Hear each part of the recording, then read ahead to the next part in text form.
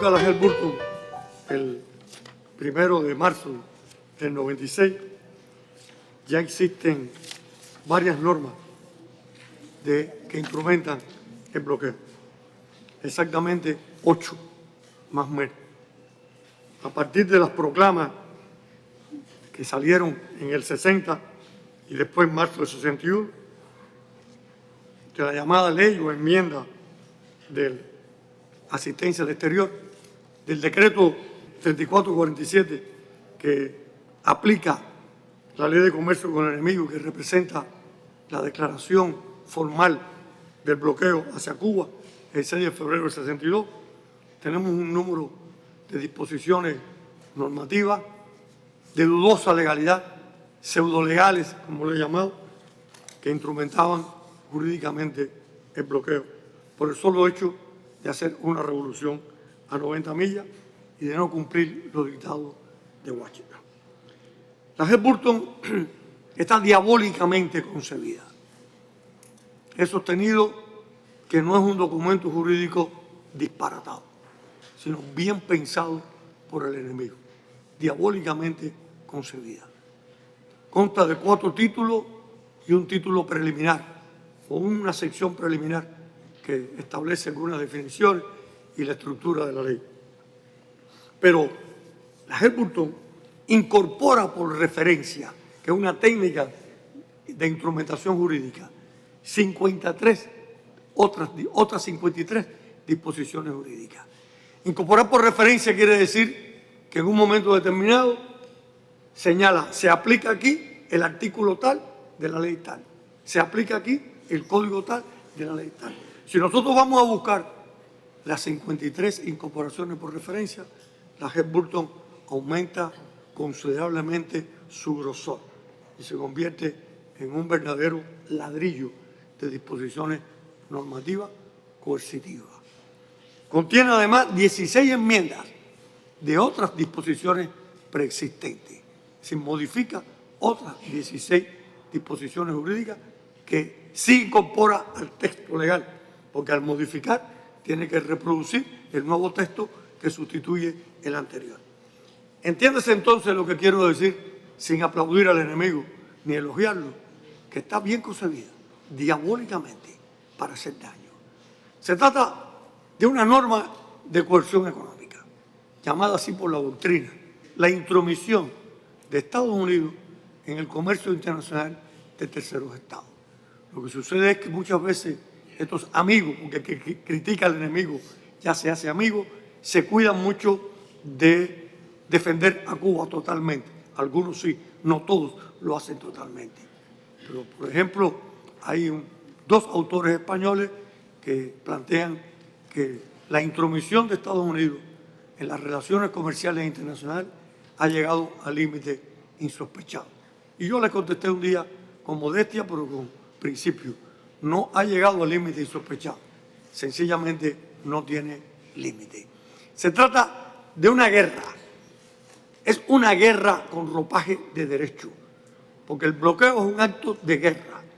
Es una autotutela, una medida de autoprotección no permitida por la Carta de las Naciones Unidas. Y se ha utilizado el derecho, la técnica normativa, para disfrazar el verdadero intento de la ley Helburton, el verdadero intento de todo el bloqueo. El primero de estos títulos es el reforzamiento del bloqueo. Su simple lectura es repugnante. Cuesta trabajo terminar de leer la Helburton. Cuando usted lee que la Radio Martí y la Tele Martí han contribuido a elevar la moral del pueblo de Cuba, cuando aquí nadie ha visto la Radio Martí ni la Tele Martí apenas, y cuando la moral del pueblo de Cuba bajó de la sierra con Fidel y los barbudos y se elevó en Girón y se elevó en la crisis de octubre y se mantiene elevado por esta revolución. Cuando usted lee que cuando exista un gobierno democrático, entonces podremos estar dispuestos a normalizar las visitas de los familiares cubanos a sus familiares en Estados Unidos, se da cuenta que las dificultades con las visas y que el engendro de ponerle dificultades al pueblo está preconcebido no son eventuales y accidentales, como se ha planteado, sino están preconcebidos y legislados. Y todo eso lo tenemos en un título que lo que busca es reforzar el bloqueo. En el título, y ahí te codifica el bloqueo. ¿Qué cosa quiere decir codificar el bloqueo? Codificar el bloqueo quiere decir que sustrae del presidente de Estados Unidos, que por mandato constitucional tiene la facultad de dirigir y controlar por encima de los órganos competentes el comercio exterior con terceros estados, y se lo confiere al Congreso en todas las medidas que se refieren a Cuba. El presidente podrá controlar el comercio exterior de Estados Unidos con otros países, no con Cuba. Con Cuba le quedaron limitadas sus facultades. Se confiere al Congreso. Y todas las normas anteriores que he enunciado, 8, incluyendo la llamada ley Torricelli, que no es más que la modificación, la introducción en una ley ómnibus, una ley de presupuesto, de una enmienda contra Cuba, que es una técnica muy utilizada por los Estados Unidos para lograr las aprobaciones contra Cuba. Hace falta dinero y a última hora, en una ley de presupuesto, en una ley X, se introduce de la agricultura, de esto, de aquello, se introduce una norma que establezca sanciones contra Cuba. Y todo eso se eleva a categoría de ley. Es ley y queda en manos del Congreso. El título 2 de la ley Helms-Burton es la terminación de la revolución. Es un plan para designar un coordinador estadounidense, no cubano, cuando el presidente de Estados Unidos dictamine, decrete, apruebe que existe en Cuba ya un gobierno democrático, ese coordinador traspasará el poder a un presidente cubano que haya sido elegido en unas elecciones en la forma que ellos establecen, no en la forma democrática que nosotros tenemos. Esa para ellos no es democrática. El título 2 es el fin de la revolución, es el fin de la independencia, es el fin de la democracia, es el fin de la revolución, de todo lo que hemos tenido: libertad, soberanía, salud, educación, dignidad. Es el fin de todo lo que hemos logrado. Ese es el título 2, el más peligroso, el más ambicioso, porque la ley es una sola. La ley pudo no tener título. He dicho ya en algunas ocasiones, cuando queremos darle más importancia al título 3 que a otros títulos. El título 3 está de moda, y ahora pasaré a explicarlo, porque se ha liberado el ejercicio de la acción para demandar, que estaba suspendido. Pero el título existía, como ha dicho Alarcón reiteradamente. Cada 6 meses nos recordaba por el título 3, que es el que establece la posibilidad de fijar o establecer, valga la redundancia, demanda por los antiguos propietarios por haber traficado con las propiedades confiscadas, como le llaman a casi todas, sin distinción. Hacer tráfico, una palabra lesiva, una palabra tráfico de droga, tráfico de personas, una palabra de crimen, de delito, es tráfico. No dice uso indebido, no utiliza otra mención como establecen otras leyes de reivindicación de propiedades que he leído de México, de Argentina y de otros países. No, tráfico, algo repugnante y lesivo. Y el título 4 es la prohibición de aquellos que han cometido tráfico de visitar Estados Unidos.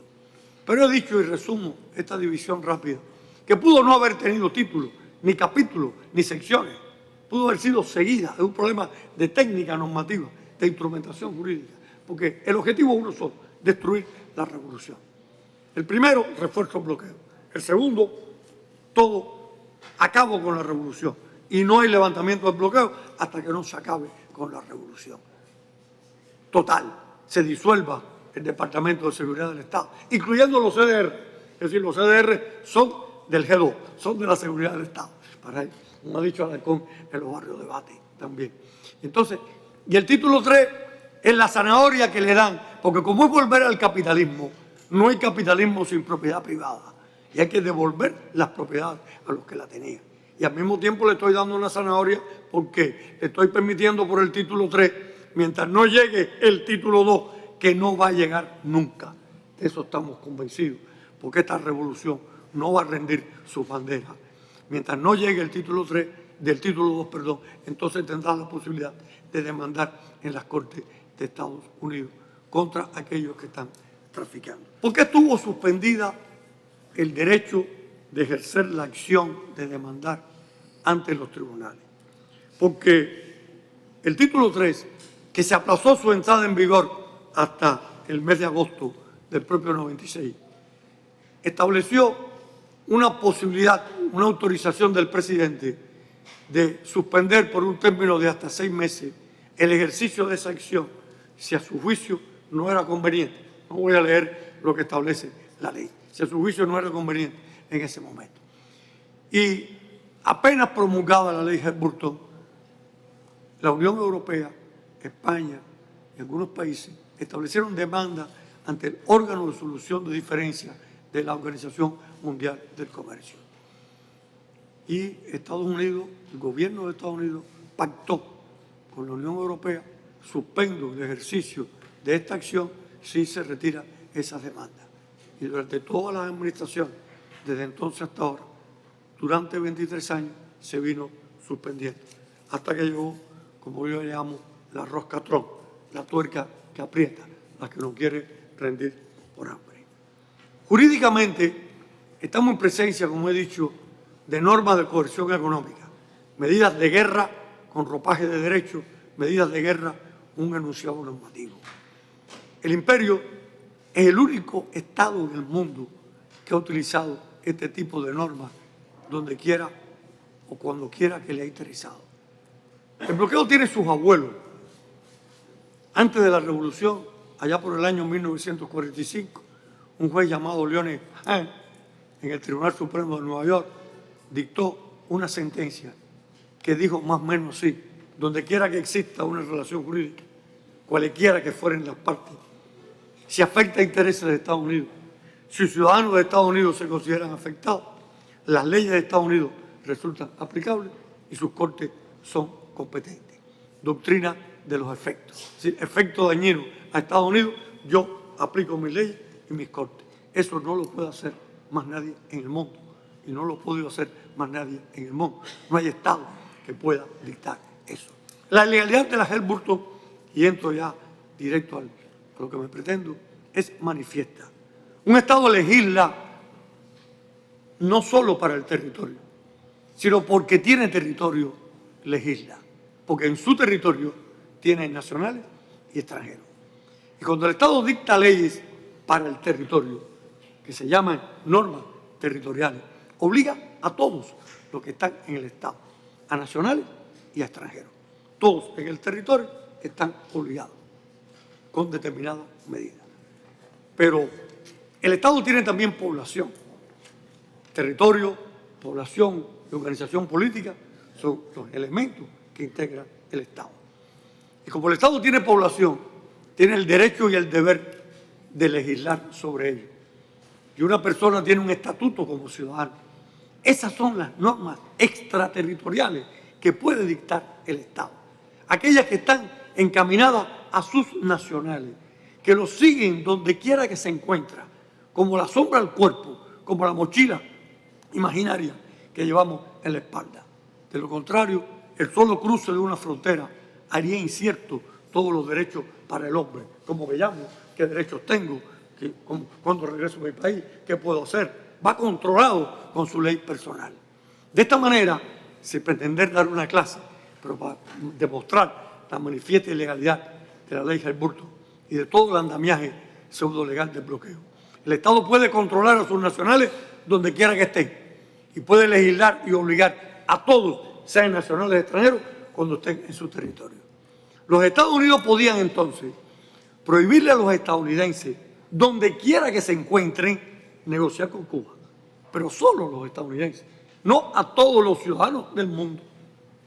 Y los Estados Unidos pudieran prohibirle a Cuba negociar en el territorio de Estados Unidos, pero solo a Cuba. Y no decirle a todos los ciudadanos del mundo: si has negociado con Cuba, no puedes entrar aquí.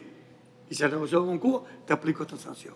La extraterritorialidad es exorbitante, porque una ley extraterritorial solo está concebida para los nacionales de un país, seguirlo con determinadas regulaciones.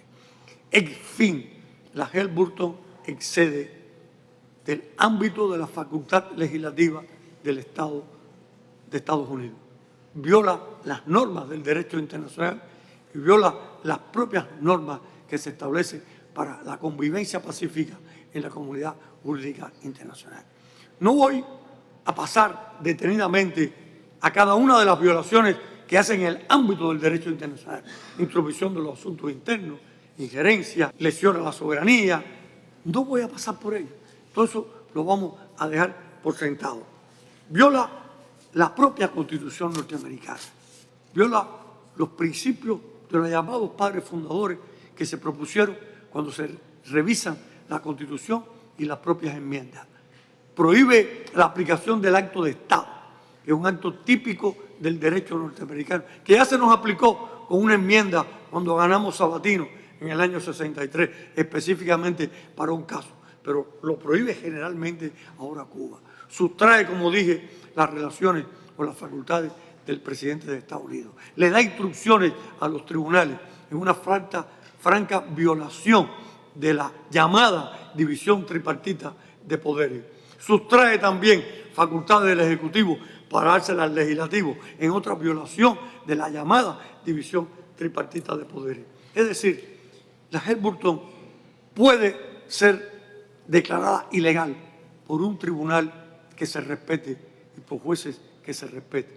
Y según algunos autores, incluyendo Robert Musk, un estadounidense, y otros autores que conozco, mexicanos y españoles, además de los cubanos que se han preocupado y que han escrito del tema, pues puede ser declarada incluso inconstitucional. ¿Cuáles son sus consecuencias? La Helms-Burton es ilegal para nosotros, y de eso hablará nuestro amigo y diputado Joaquín. Pero la Helms-Burton daña, la ilegalidad daña. Si a usted vienen a agredirlo con un puñal, es ilegal. Ese acto es ilegal, pero usted muere de 3 puñaladas mortales ilegales, pero puede morir, aunque sean ilegales. Por lo tanto, la Helms-Burton es ilegal y no se aplica en el territorio, pero nos daña, sí. ¿Por qué nos daña?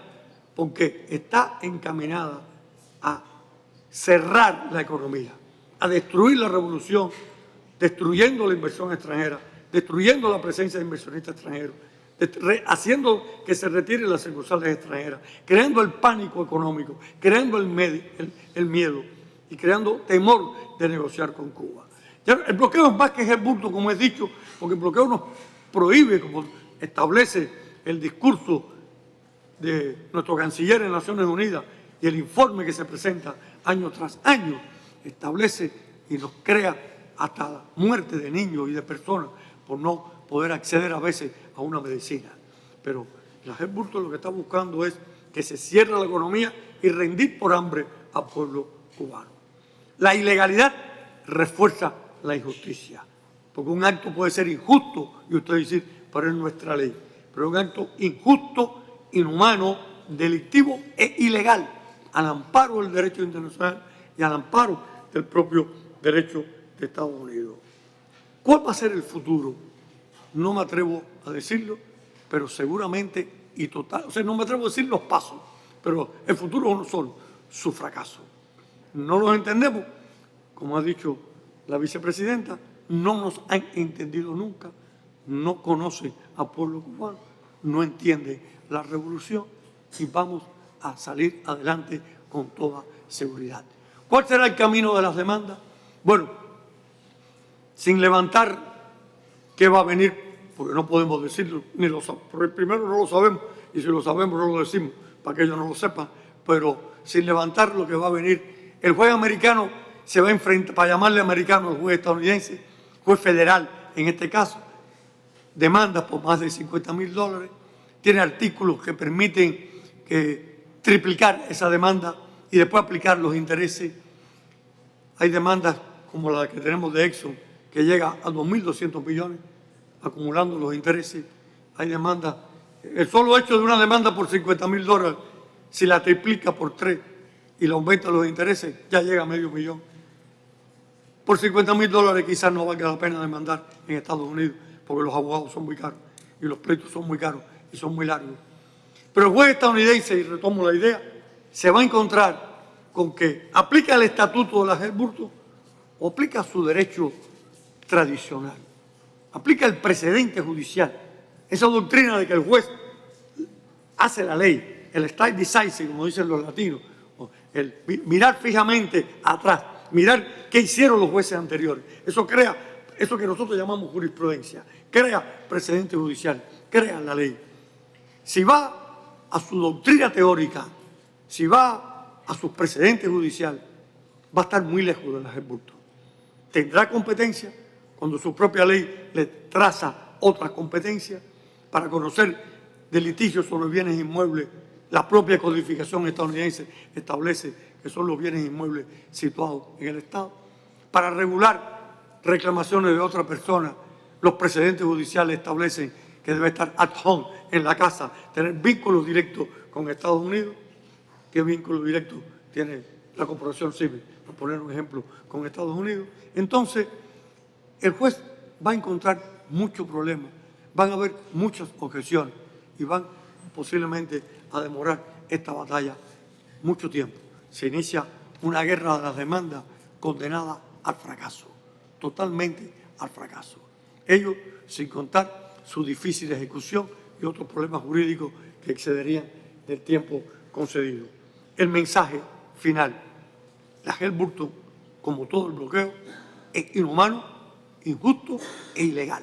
Totalmente ilegal al amparo del derecho internacional y del propio derecho de Estados Unidos. Y, por supuesto, nula e ilegal en Cuba. Su entramado está concebido como un solo objetivo, no importa título 1 o título 2 o título 3, para destruir la revolución, para acabar con la revolución.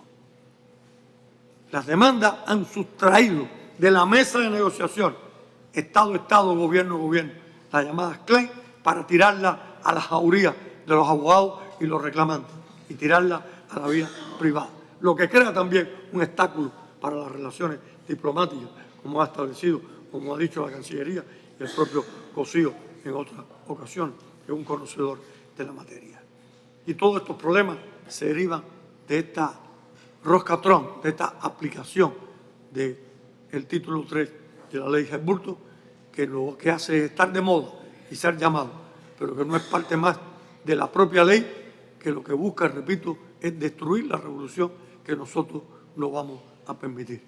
Le doy las gracias por escucharme y quedo después a su disposición para cualquier pregunta o cualquier aclaración. Creo haberme ajustado al tiempo. Gracias. Gracias,